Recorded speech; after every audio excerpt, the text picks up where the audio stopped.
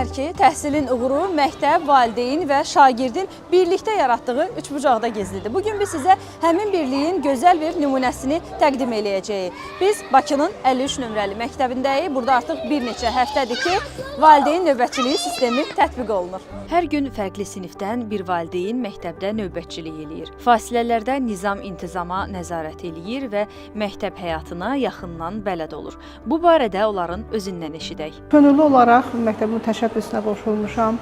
Məktəbdə gəlmək, məktəbə dəstək olmaq mənim çox xoşdur.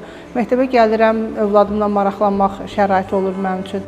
Tənəffüs vaxtı uşaqların nəyəsə ehtiyacı olursa, şagirdlərimizə dəstək oluruq. Bu təşəbbüsün irəli sürülməsinə görə çox şadam. Bir valideyn kimi həm uşağın üzərində nəzarətim güclənir, həm qayğı hiss eləyir, uşaqlar məsuliyyət hiss eləyir ki, valideyn məktəbdə iştirak eləyir. Mən deməli məktəbin birinci mərtəbəsində, ikinci mərtəbəsinə nəzarət etmişəm. Uşaqlar məsələn balaca uşaqlar var ki, qaçırlar, onlara demişəm qaçmalı olmaz, zədə alarsınız. Valideynlər hesab eləyirlər ki, bu sistem uşaqlarda məsuliyyət hissini gücləndirir və məktəbdə əlaqələri daha da möhkəmləndirir. Təbii ki, valideynlərin məktəbdə növbətçilik etməsi şagirdlər üçün də maraqlı bir təcrübədir. Onların da bu barədə fikrini öyrəndik.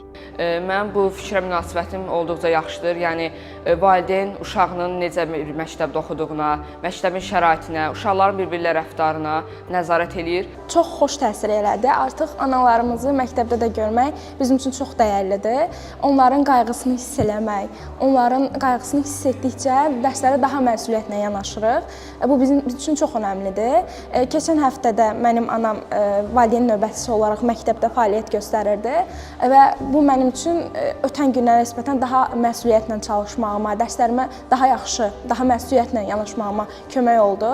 Keçən həftə mənim də valideynim məktəbdə növbətçi olmuşdu. Bu bizi özümüzü daha xoş hiss elətdirir.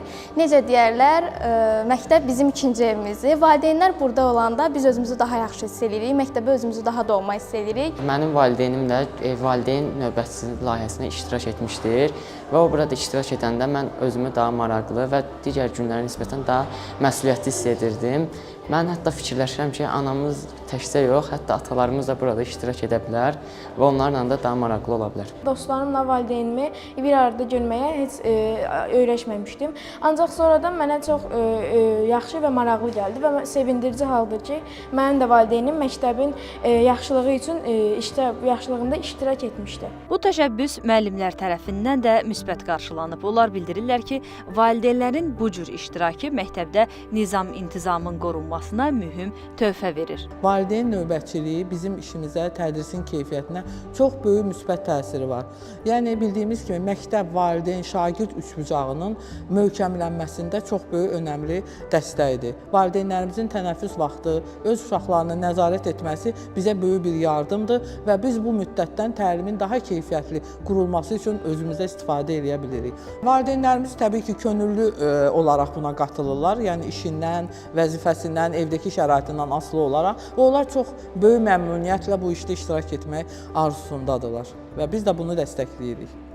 Hətta bizim atalarımız da, yəni kişi valideynlərimiz də bu gün təşəbbüs edərək onlar da nəzarətçi kimi məktəbimizdə iştirak eləmək istəyirlər.